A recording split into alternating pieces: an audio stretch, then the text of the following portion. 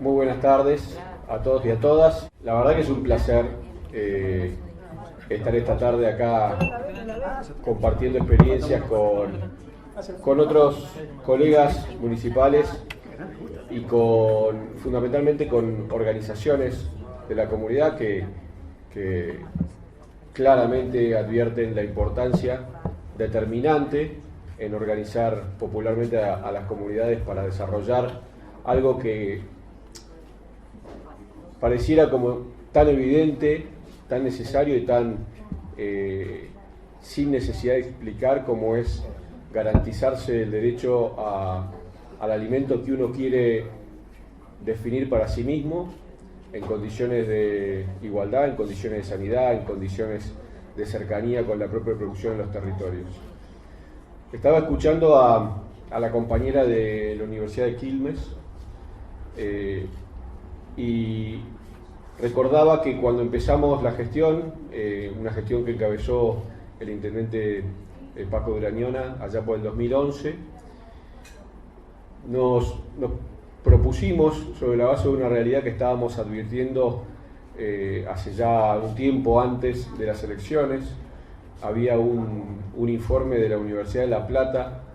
que venía trabajando sobre la idea del ordenamiento territorial, del plan de ordenamiento territorial, al que hizo referencia también recién la compañera, tan importante, tan determinante para todas las ciudades, tanto de las áreas más conurbanas o ciudades rurales, cada una con sus particularidades y con sus actores. Ese informe nos alertaba acerca de una realidad muy preocupante, que es que los jóvenes de nuestra ciudad, los jóvenes de San Antonio de Areco, ya no tenían o no encontraban la definición de un proyecto de futuro para sus vidas. Una ciudad que se veía a sí misma como envejeciéndose y como que no había ninguna razón o por lo menos ningún fundamento basado en la razón que habilite a una mujer o a un varón joven de San Antonio de Areco, nacido en San Antonio de Areco, con esa cultura tan marcada, tan propia, tan reivindicada por nosotros, como lo hace seguramente cada uno desde su propia identidad, que tuviera en su territorio, en su ciudad, junto a su familia, a sus amigos y los propios, un proyecto de futuro. Eso marcaba, no era solamente una idea, no era solamente algo que planteaban como preocupación algunos ciudadanos, sino que eso se estaba viendo reflejado en la edad de la población, en donde la pirámide de la población mayor era mucho más grande y la pirámide de la población menor iba en caída. Y si uno se pone a pensar, una ciudad que está a 110 kilómetros de la ciudad de Buenos Aires y de los grandes centros urbanos, que no tenía, en donde no tenías la posibilidad de acceder a la escuela secundaria en cercanía, mucho menos a la universidad, mucho menos a un trabajo, mucho menos a un ámbito público de desarrollo. ¿Cómo ese joven, chico o chica, iba a definir que allí podía haber futuro? Entonces comenzamos a trabajar muy fuertemente en replanificar esa ciudad, o por lo menos en intentar, con la humildad que esto requiere, porque uno a veces se siente tentado a pensar desde su propia mirada, y lo que hay que hacer es, en todo caso, vivir esa planificación, ese pensamiento con la comunidad, pero intentando pensar desde dónde dar vuelta a esa pirámide. En aquel momento había un concepto que desde el Estado Nacional se estaba propiciando mucho, que era el concepto de industrialización de la ruralidad. Nos gustó, nos interesó, nos pareció que nos involucraba, que nos hacía parte como ciudad, que podíamos encontrar un aporte, que podíamos encontrar desde dónde decir lo nuestro en ese concepto. Y ahí empezamos a trabajar en tres ejes muy marcados que los ubicamos en ese concepto, que eran el acceso a la tierra, el acceso a la vivienda, pero fundamentalmente el acceso a la tierra, el acceso a la educación de calidad en todos los niveles, desde los 45 días hasta la universidad, y el acceso a un trabajo. Y en el marco de esos ejes fuimos definiendo la planificación de una gestión. No tengo intención en esta conversación de vender una gestión ni las bondades ni nada, porque hemos tenido experiencias muy positivas y muy negativas, con errores y demás, pero lo quiero enmarcar porque creo que le da sentido y lo hace, si se quiere, más real y menos ideal o romántico al resultado del trabajo final. En esos 3 ejes fuimos trabajando, fuimos avanzando fuertemente, lo resumo rápidamente. El resultado final es que sobre el final del 2015, San Antonio de Areco, por ley del Congreso de la Nación, tuvo una universidad nacional. Hoy la Universidad Nacional de San Antonio de Areco es la primera universidad que nosotros identificamos en la provincia de Buenos Aires y debe costar encontrar en la Argentina con un concepto relacionado con el agregado de valor en origen de los productos que tienen que ver con el potencial de cada una de las zonas. Esa universidad se creó en 4 años sobre la base de un centro universitario que la municipalidad definía como un ámbito dentro del cual se podían crear carreras relacionadas con el interés, con la demanda y con el potencial de salida laboral. En eso la Universidad de Quilmes tuvo, quiero decirlo porque es de toda justicia, la Universidad de Quilmes tuvo un papel preponderante y también lo tuvo en el diseño participativo de un plan estratégico para nuestra ciudad. Como experiencia, quiero decir que ese centro universitario nos permitió articular con varias universidades, terminamos teniendo nuestros primeros egresados en territorio y pasando el tiempo fuimos identificando un concepto que nos involucraba un poquito más, que venía de los movimientos populares, que nacía de los movimientos populares y que era esta cuestión que visibilizó el Papa Francisco como tierra, techo y trabajo, las 3 banderas que nos permitían darle una vuelta de rosca más a nuestra mirada, que ya estaba avanzando en el tiempo y que ya tenía experiencias concretas de gestión. Eso nos fortaleció mucho porque muchas veces el activismo de una gestión, cuando esa gestión no tiene rumbo,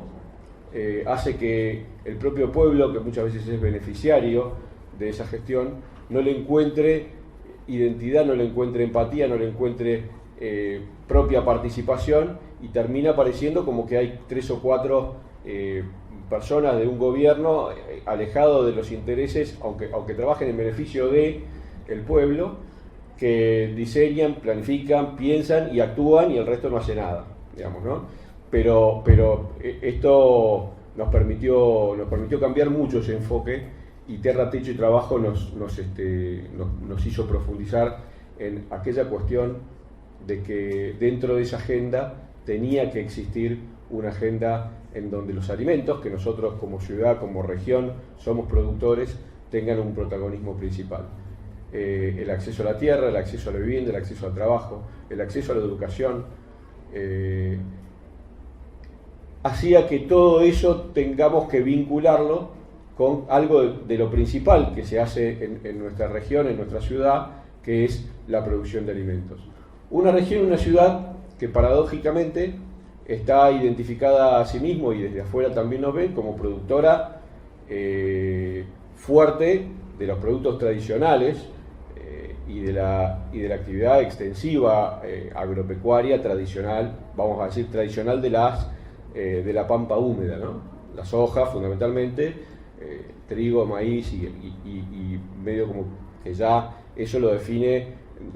desde el mercado, pero ahí no está el alimento de nosotros.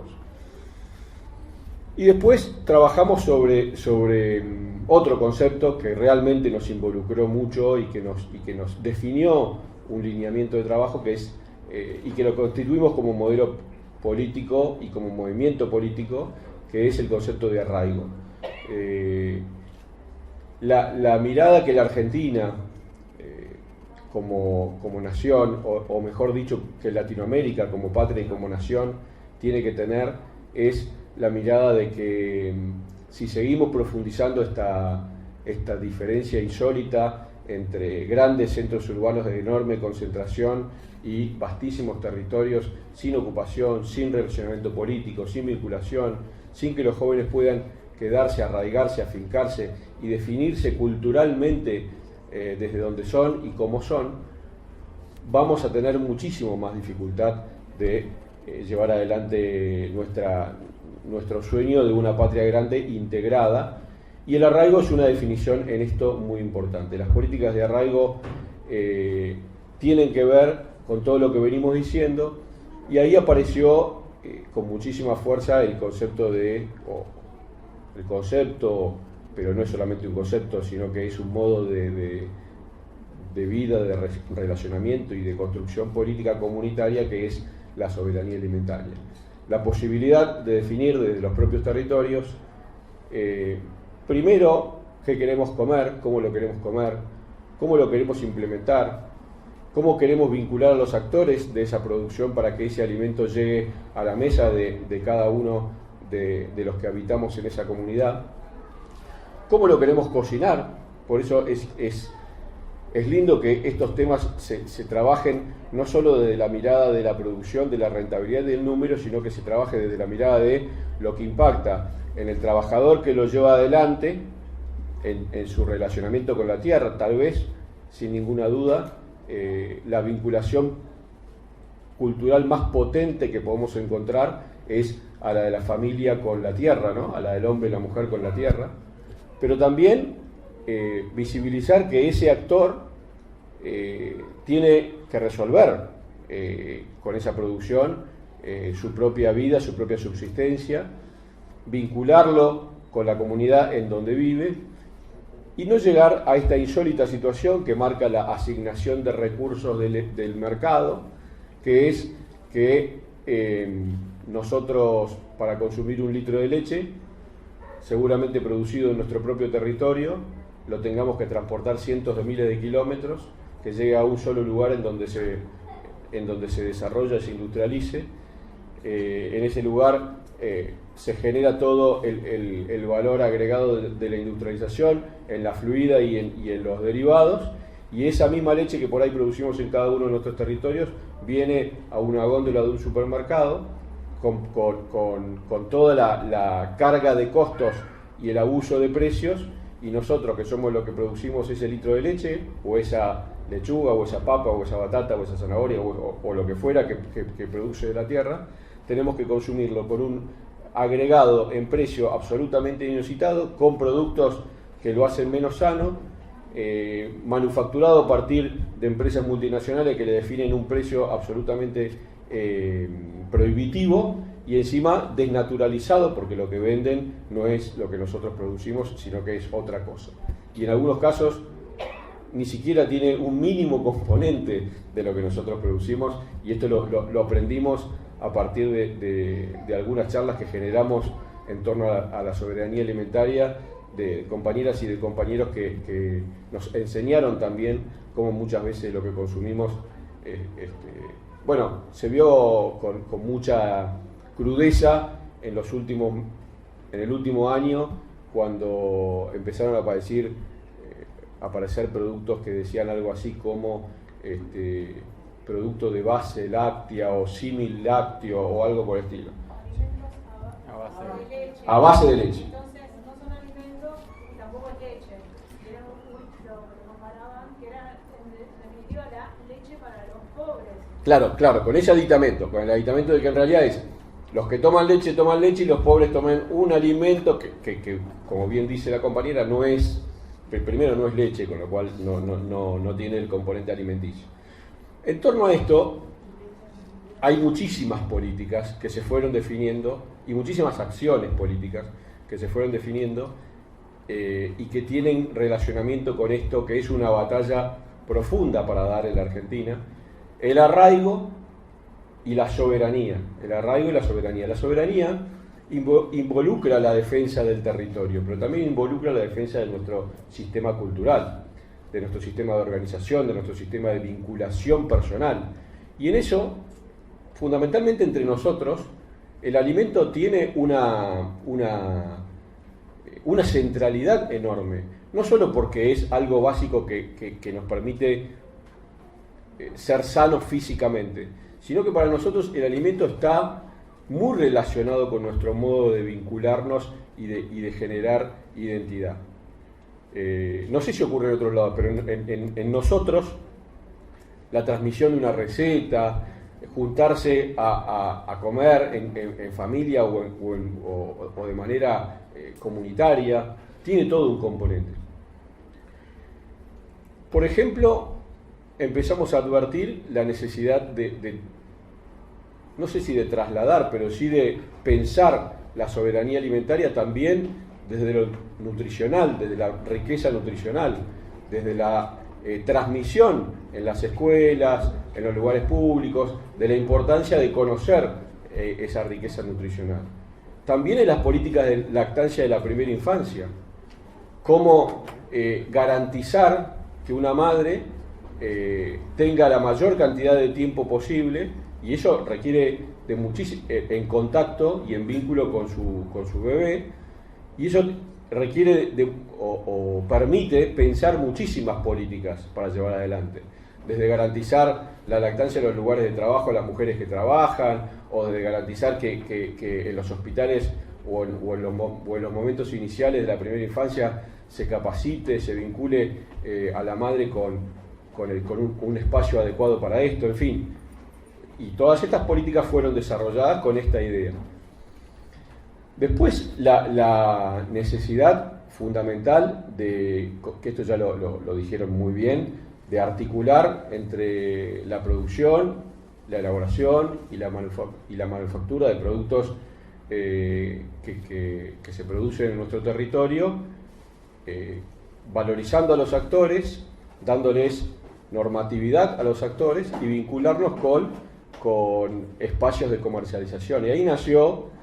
por ejemplo, la ordenanza que nosotros llamamos de PUPAS, de Pequeñas Unidades Productivas Alimentarias, que definió una presencia del Estado municipal en garantizar que un pequeño productor primario o una pequeña unidad productiva relacionada con la producción de alimentos tenga una habilitación municipal con menores requerimientos que lo que puede tener una industria o una elaboración más compleja, y eso le daba la posibilidad a ese actor de decir, bueno, estoy habilitado, estoy en el circuito, y a partir de ahí abrirse a herramientas que merece tener, como pueden ser herramientas crediticias o como pueden ser acceso a góndolas o acceso a mercados que también se fueron organizando en territorios. Eso nos llevó, en esto nos ayudó mucho Flaxo también. Digo esto porque la vinculación de gobiernos locales con el ámbito formativo y con la universidad y con todo lo que genera la universidad es absolutamente esencial para esto. Esto no va a depender de alguna gran medida que se tome en el Ministerio de Agroindustria, por más que esté uno mejor u otro peor en el Ministerio de Agroindustria. Esto requiere de organización popular, comunitaria, local, territorial, con herramientas que le permitan hacerlo. Entonces, el acceso a la ordenanza de góndolas, que fue también un formato adecuado a nuestra realidad, porque no es exactamente lo que se debate a nivel nacional o provincial, pero en donde los comercios locales vieron con muchísimo interés, con un formato de acuerdo, que los productos desarrollados en San Antonio de Areco tengan acceso también a sus góndolas. Primero porque vieron que nosotros veníamos desarrollando el mercado local en la plaza, otro gran concepto que escuché recién de la compañera que habló hace un ratito. Ahora me voy a referir un poquito a eso, si tengo tiempo. El tema de la plaza, digo. Veníamos desarrollando un mercado local en donde los actores de las pequeñas unidades productivas podían ya tener un lugar donde vender. San Antonio de Areco tiene 300.000, 350.000 turistas al año, es decir, una oportunidad enorme. Es una ciudad de 30.000 habitantes que recibe 350.000 turistas al año, y bueno, ¿por qué no captar y capitalizar con productos locales todo ese mercado enorme que se nos abría, aparte de las posibilidades de acceder a los mercados de cercanía? Nosotros siempre contamos una anécdota, que es que, bueno, no me acuerdo ahora el número, pero Areco tiene un consumo, los turistas y los locales tienen un consumo de queso gigantesco, porque la verdad que la gente cuando va a esos lugares se siente en el ámbito necesario para, no solo para comer un asado, sino para comer algún salame, algún queso, algún producto regional, y lo compra con muchísima, o sea, capaz que no te lo compra acá, pero te lo compra ahí porque es el ámbito. Y eso no teníamos productores. O sea, de toda esa plata que se gastaba ahí en quesos, en miel, en productos que venían de otro lado, se los llevaban otros. Entonces decimos, bueno, pongamos a organizar actores para que también capten parte de todo ese circuito económico, digamos. Eso, más un trabajo muy fuerte que se desarrolló desde el sistema educativo. San Antonio de Areco tiene sistema, además del sistema público educativo, tiene un sistema municipal público que desde los 45 días de vida, ahora hasta la universidad, un ciudadano, una vecina, un vecino de San Antonio de Areco puede acceder a todo el sistema de educación, jardín, digamos, maternal, jardín, primaria, secundaria y universidad,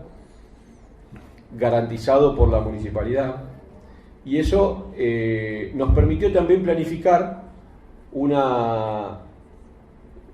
dieta, vamos a decir así, de todo el sistema educativo, en donde también empiecen a incluirse los productos generados en el territorio, y aparte de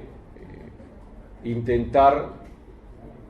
corregir el desastroso concepto alimenticio que muchas veces tienen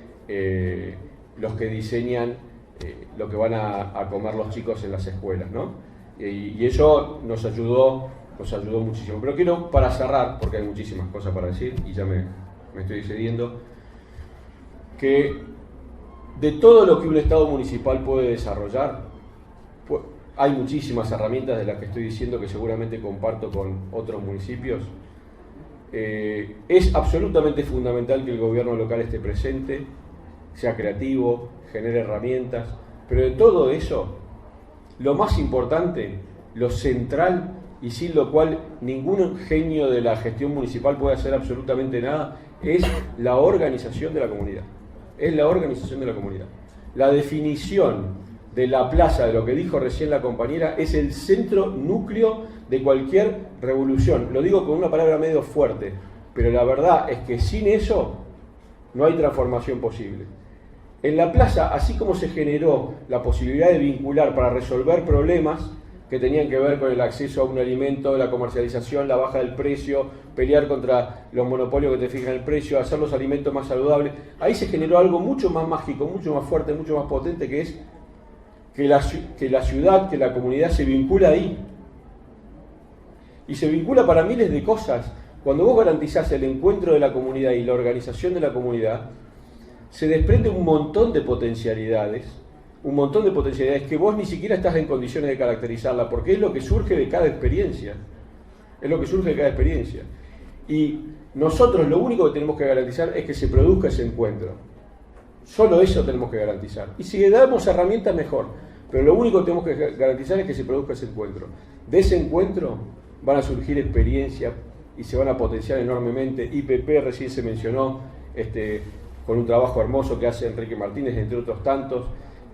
UTT, que también trabaja con nosotros en San Antonio de Areco, proveyendo en esta vinculación de tratar de llegar con alimentos saludables y más baratos. Un montón de vinculaciones, de relaciones, de redes, pero lo que tenemos que garantizar en cada comunidad es la orgánica, el funcionamiento de la orgánica. Llamémoslo nodos, llamémoslo plazas, llamémoslo lo que fuera, pero es una orgánica popular. Y si hay orgánica popular, tiene sustentabilidad el proyecto popular en una región muy difícil, que cada vez nos va a resultar más difícil sostenerla a la luz de los acontecimientos que están pasando en países vecinos. Bueno, muchas gracias.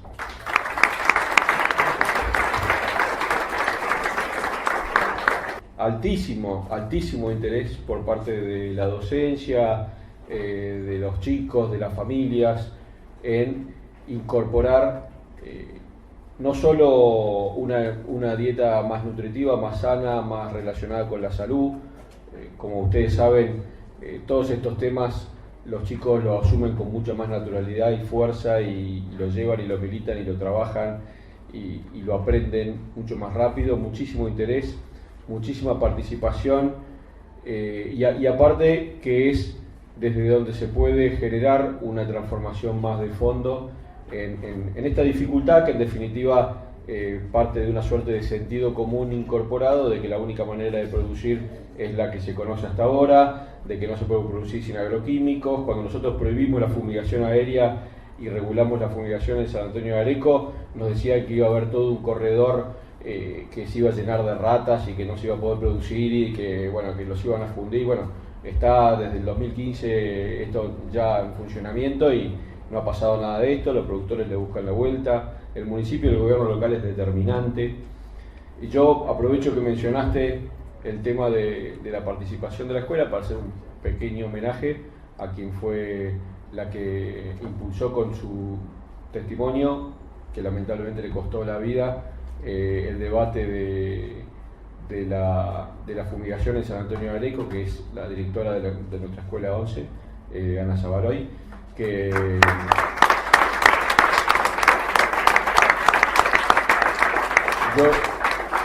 yo como secretario de producción